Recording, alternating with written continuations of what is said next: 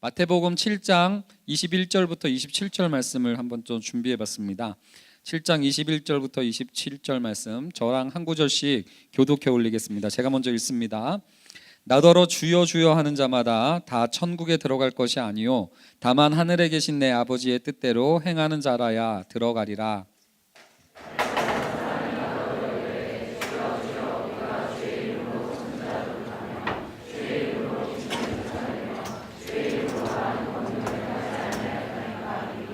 그때에 내가 그들에게 밝히 말하되 내가 너희를 도무지 알지 못하니 불법을 행하는 자들아 내게서 떠나가라 하리라.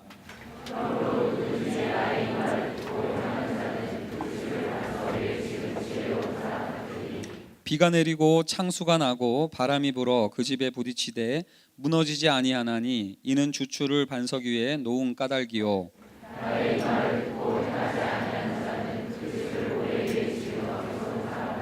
같이 읽겠습니다. 비가 내리고 창수가 나고 바람이 불어 무너짐이 심하니라. 아멘. 요즘 세상은 좀 특별해야 되고 좀 남달라야 되고 스페셜해야 되고 더 자극적이어야 된다라는 것을 좀 이렇게 요구하는 시대인 것 같아요. 그런데 목회자도 마찬가지라는 생각이 듭니다. 저도 그래서 매번 더 자극적이고 싶고 좀 더 스페셜한 설교를 하고 싶고 또 남들과 다른 어떤 목회를 하고 싶다는 유혹에 저도 휩싸일 때가 굉장히 많아요. 그러면서 이제 평범하고 그냥 보통적인 것을 견뎌내는 게 참 어렵다라는 생각이 들 때가 많이 있습니다. 그냥 너무 평범하고 보편적이면 아무것도 안 하고 내려온 것 같은 이런 기분이 들기도 하는 거죠. 그래서 이 평범하고 일상적인 일을 견디기가 힘들다 보니까 점점 더 자극적이고 특별한 무언가를 추구하려고 하는 유혹이 저한테 찾아올 때가 굉장히 많다라는 것을 제가 최근에 좀 발견을 했어요. 그러다가 여러분들 제가 야구를 좋아해서 야구 얘기를 하는 게 죄송하긴 하지만 야구 선수들 얘기를 들어보니까 홈런을 치거나 슬럼프에 빠지거나 루틴, 그러니까 일상적이고 반복적이고 기계적으로 해오던 그 자기 리듬을 잃지 않으려고 그 평범하고 일상적인 그 루틴을 지키려고 굉장히 노력한다라는 사실을 좀 알게 됐습니다. 왜냐하면 이 평범함이 엄청나게 중요한 거기 때문에 이거를 잃어버리면 자기의 감각과 리듬이 다 무너지기 때문에 이 프로야구 선수들이 그 루틴을 엄청나게 강조하고 지키려고 하는 몸부림을 좀 제가 좀 지켜볼 수 있었던 거죠.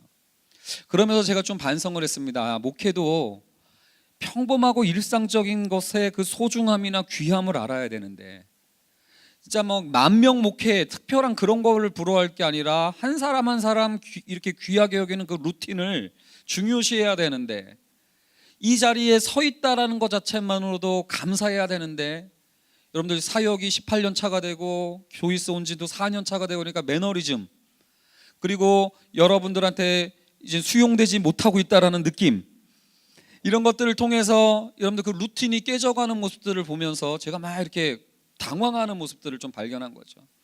그래서 지난주에는 사실 아덴에서 실패했던 바울의 사역 이후에 고린도에서 사도행전에서 바울이 실패했던 사역의 본문을 의도적으로 꺼내면서 이번 설교는 실패하는 설교를 감당하고 감내하고 한번 실패해 보면서 그것을 견뎌보겠다 하고 지난주에 이제 설교를 했었더란 말입니다. 역시 예상대로 반응은 실패였습니다. 수많은 사람들이 좋으셨고 또 많은 어떤 부장집사님 오셔서 뒤에 예배 분위기가 좋지 않다라고 이렇게 또 피드백도 날리셨다고 하십니다. 그래서 여러분들 그러한 일들을 딱 경험했을 때 제가 계획한 대로 나의 평범함과 이 일상적이고 반복적인 이것에도 의미 부여할 수 있는 힘이 나에게 솟아나기를 바랬고 본문 자체도 약할 때 강함 되신다라는 그런 본문의 고린도 사역임에도 불구하고 막상 많이들 졸고 설교하는데 뭔 얘기인지도 못 알아듣는 표정이고 그러니까 집에 가서 한없이 무너져 있는 나를 볼 수 있었습니다. 완전 왕창 무너져서 이제 사실은 이제 조이스 사역을 계속할 수 있을까? 이런 두려움이 들 때까지 막 밤에 좀 이렇게 괴로워하고 이랬었습니다. 근데 여러분들 생각해 보니까 이러한 문제가 단지 사역에만 나타나는 게 아니라 우리가 어렸을 때 꿈을 꿀 때도 마찬가지였죠. 제가 어렸을 때를 생각해 보니까 이만기가 나타날 때는 씨름 선수 하겠다고 그랬어요. 꿈이. 그래서 씨름을 막 학교 흙에서 막 엄청 하다가 또 이제 선동열이 나오니까 이제 그때는 또 야구 선수 하겠다. 그래서 조금 하다가 또 어렵고 안타 맞고 그러니까 또 다른 꿈으로 바뀌고 다른 꿈으로 바뀌고. 그래서 우리 어머니가 맨날 저한테 너는 다 좋은데 집중력이 없어. 통지표도 보면 발표력이 왕성하고 친구 간 교우 관계가 탁월하나 주의가 산만함. 이렇게 돼가지고 근데 이런 식으로 이제 보냈던 게 이제 저의 어린 시절이었다는 것이 생각납니다. 보통적인 걸 참지 못하는 거죠.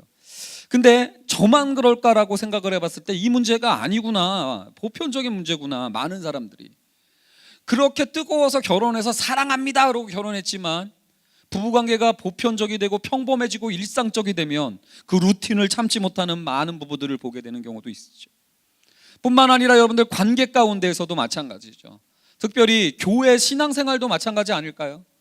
처음 다닐 때는 막 다 분당 우리 교회가 새롭고 막 너무 좋아, 막 어머 이찬수 목사님, 그리고 어머 이상훈 목사도 괜찮은 것 같아, 막 이러다가 여러분들 어떠한 평범함과 이 루틴행 이런 것들을 견디지를 못하고 여러분들 그때 어떤 반응들을 펼치냐면 대부분은 이렇게 하죠. 바꿀까? 그렇죠? 이제 바꿔나가는 거예요.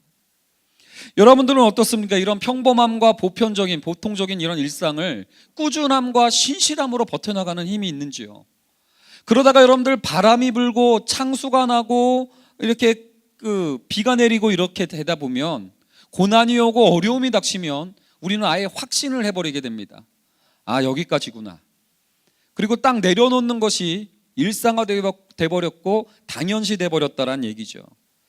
근데 여러분들 이 루틴을 잃어버리기 때문에 나타나는 폐단이 너무나 많은데 이것을 너무나 당연시하고 받아들이는 게 안타깝다라는 생각이 좀 들었어요. 과연 이것을 넘어설 수 있는 신실함, 꾸준함, 그 일관성, 그것은 어디서부터 오는 걸까라는 것이 저의 요즘의 고민입니다.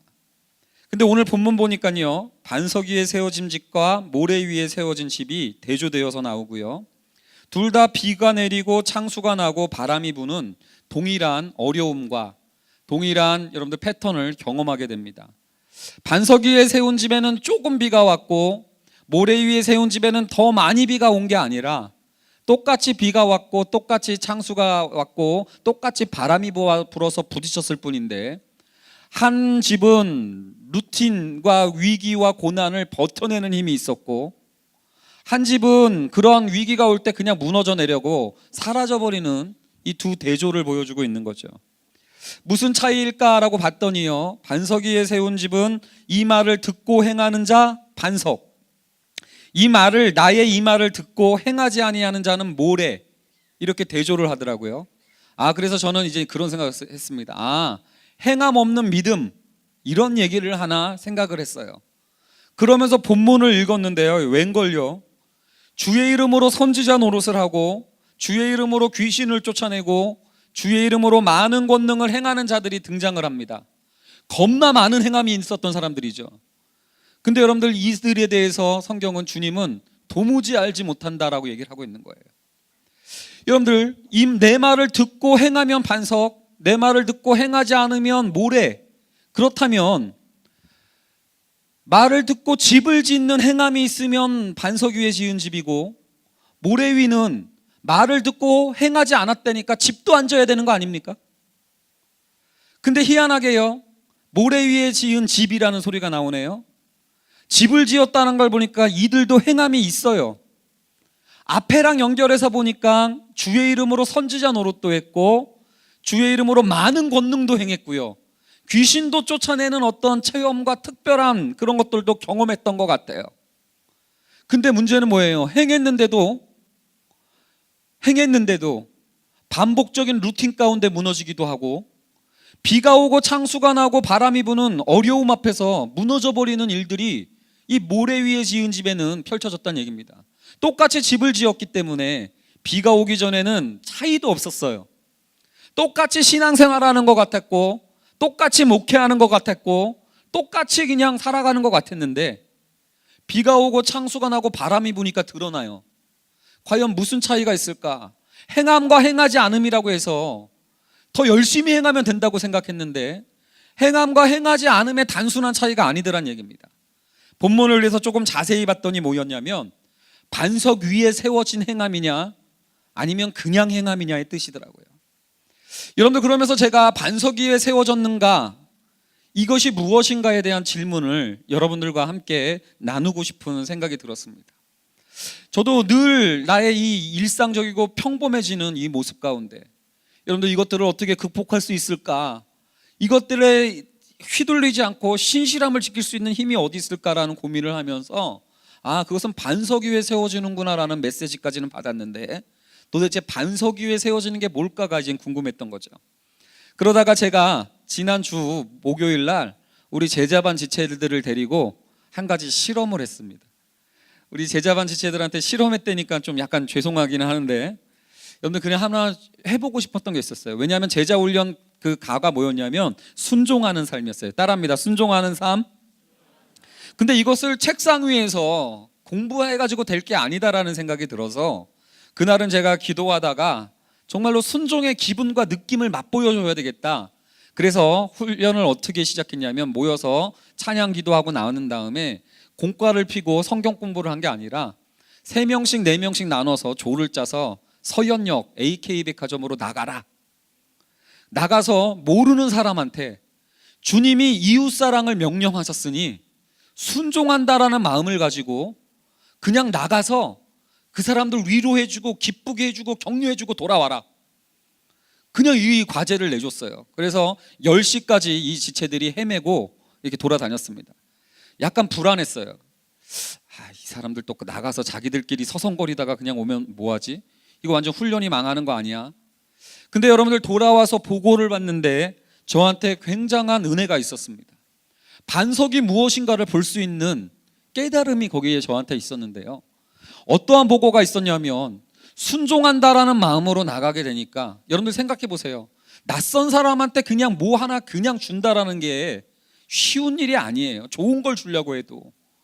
여러분, 근데 낯선 사람들한테 위로해주고 격려해주고, 그리고 전혀 생뚱맞게 아무런 준비도 안 해온 지체들에게 내보낼 때 과연 이게 가능할까라는 불안감도 저한테는 있었어요.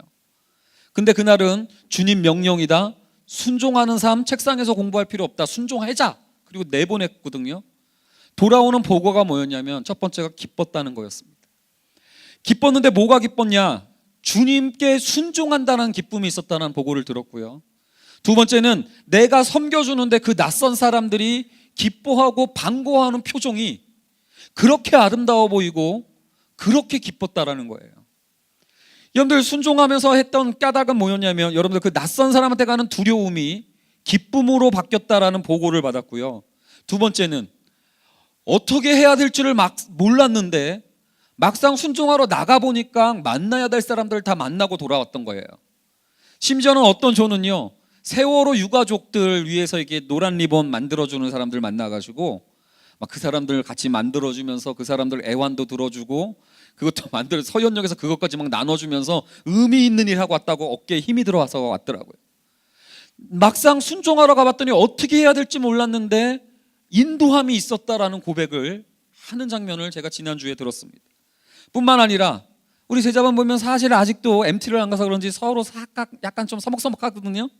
서로 좀 약간 안 친하기도 하고 좀 그런 게 있어 보였는데, 여러분들 막상 순종하러 같이 나가봤더니요, 혼자 했으면 도저히 못했는데 저 지체가 옆에 있어준 것 때문에 얼마나 저 지체가 고맙고 든든했는지 모른다, 전우애가 느껴졌고 저 지체의 소중함을 깨닫게 됐다라는 고백을 하더라고요. 마지막 한 가지 더 이런 고백도 나왔어요. 막상 순종하러 딱 나가봤더니 자기는 이렇게 사역한다고 그랬는데 나랑 다르게 다른 사람들을 위로하고 격려하는 모습들을 보면서 하나님이 다양한 은사를 우리에게 허락해 주셨고, 저 지체의 은사는 저거고 나의 은사는 이거고 저 사람은 이런 은사가 있구나 라는 은사들을 발견하기 시작했다는 겁니다. 제가 그 보고를 듣고요, 너무나 행복하고 기뻤어요. 수업은 이렇게 해야 되는 거구나. 그래서 여러분들, 제가 깨달은 게 뭐냐면, 반석위가 뭔지 아세요? 우리의 행함 가운데 주님께 연결되어서 주님께 순종한다라는 마음에서 행하지 않는 종교 행위가 굉장히 많다는 거 아십니까? 교회를 왔는데 주님이 부르셨다라는 마음에서 오셨습니까? 그렇다면 반석 위예요. 근데 오늘 그냥 교회에 오셨습니까? 주여 주여 하는 자마다 다 천국에 들어가는 게 아닐 거래요. 모래 위입니다. 여러분들 GBS조에서 관계를 맺습니다. 내 몸과 같이 사랑하라라는 주님의 명령에서 주님께 순종하는 마음으로 조원들을 대하고 계신가요? 반석유입니다. 근데 여러분들 그냥 딱 보면서 그냥 오늘 한번 잘해볼까? 저 사람 불쌍한데 저거 내가 오늘 잘해보죠? 근데 이것은요, 잘해준다 해도 모래 위가 될 수 있는 거죠. 제가 그러면서 저를 돌아봤습니다. 목회가 반복되다 보니까 하나하나 사역이 주님께 순종한다라는 게 나도 모르게 희미해졌구나.